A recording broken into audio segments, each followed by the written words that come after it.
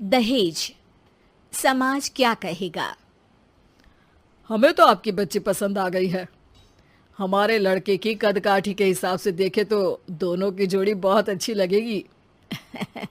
जैसा आप सही समझे। बेटा योगेश, तुम दोनों को अगर टाइम चाहिए तो आपस में अकेले में कुछ बात कर सकते हो। हम बाहर चले जाते हैं। जी पिताजी, जैसा आप कहें। योगेश और सविता को अकेले वक्त देकर सब वहां से चले जाते हैं। चाय कैसी लगी? चाय भी अच्छी लगी और आप भी। सच में? हाँ, मैंने तो फोटो देख के ही हाँ बोल दिया था।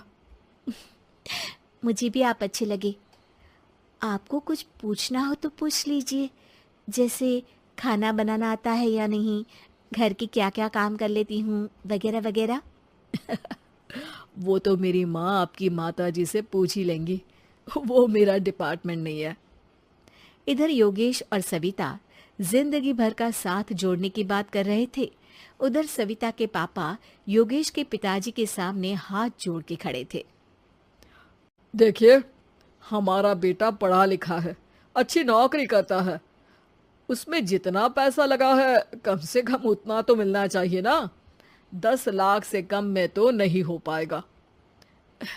बेटी हमारी बहुत होनहार है और 7 लाख भी तो कम नहीं होते हैं ना जी। अगर आप हमारी बेटी को शादी के बाद काम करने देंगे तो 3 लाख तो 6 महीने में ही कमा लेगी। हमारे घर में ये सब नहीं होता।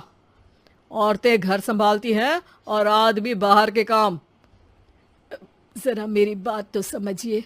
एक कार देने के बाद 10 लाख रुपए नगद देने में हमारी कमर टूट जाएगी और इसके अलावा टीवी फ्रिज तो देना ही पड़ेगा। शादी की तैयारियां, मेहमानों की पूछ परख, बारातियों का स्वागत। बेटी की शादी में बाप पर बहुत दबाव होता है जी। देखिए, हमारा बेटा कोई दुकान में रखी चीज नहीं है जिसके ऊपर हम भाव ताव कर सके और आप उसे कम दाम में खरीद लेंगे। 10 लाख से एक भी रुपया कम नहीं होगा।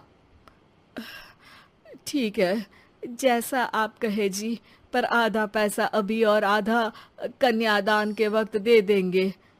अरे, इसमें भी किश्त मांग रहे हैं आप? हमने तो सोचा था कि अच्छा परिवार होगा आपका। अच्छा ही परिवार है देवनाथ जी, पर पैसों की थोड़ी तंगी है ना, वरना सब ठीक ही है हमारे परिवार में जी। देवनाथ वहां से अपने बेटे योगेश को लेकर चले जाते हैं और कुंडली मिलवाई जाती है। 36 में से 32 गुण मिलते हैं। जल्दी शादी का मुहूर्त भी निकल आता है। अब कन्या को बुलाइए। आओ बेटी, यहाँ बैठो। योगेश की बाई और।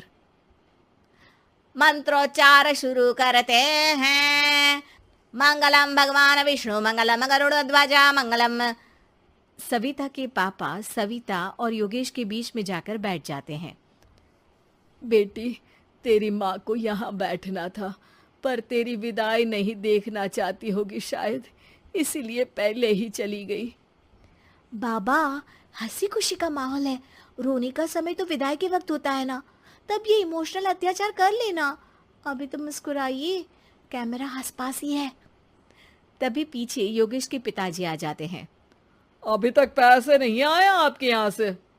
उठा लूं क्या बेटे को? आते ही होंगे। मैंने अपने छोटे भाई को व्यवस्था करने के लिए कह दिया था। अरे तो जल्दी कराइए ना, वरना देर हो जाएगी। समझ रहे हो ना आप?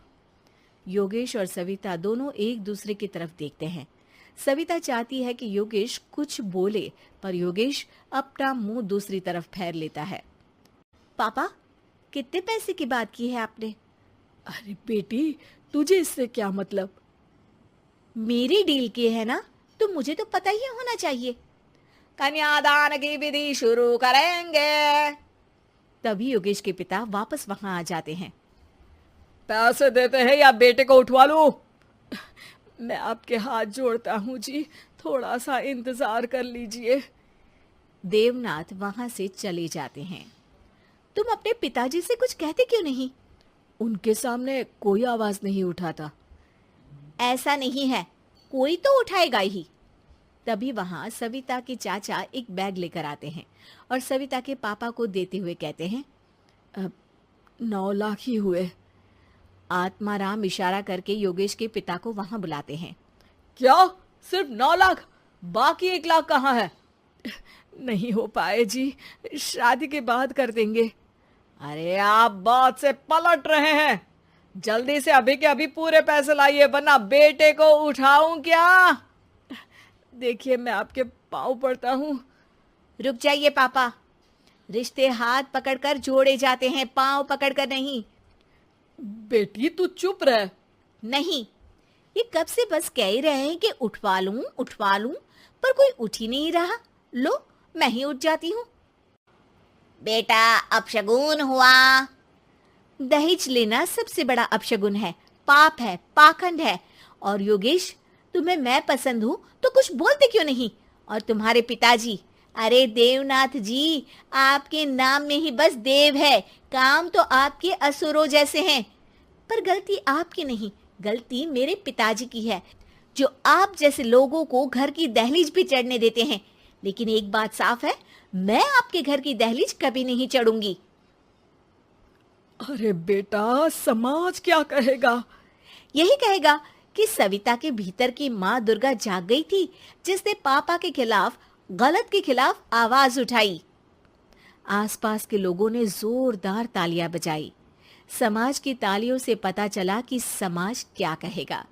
समाज ने सविता की बात को स्वीकार भी किया और उसको अपने सर आंखों पर भी बिठा लिया। सविता के पिता में हिम्मत जागी और उन्होंने कहा, देवनाथ जी, आप कह रहे थे ना बेटे को उठा लूं क्या? उठा लीजिए। हमारी बेटी को आपका लड़का पसंद नहीं है और हमें आप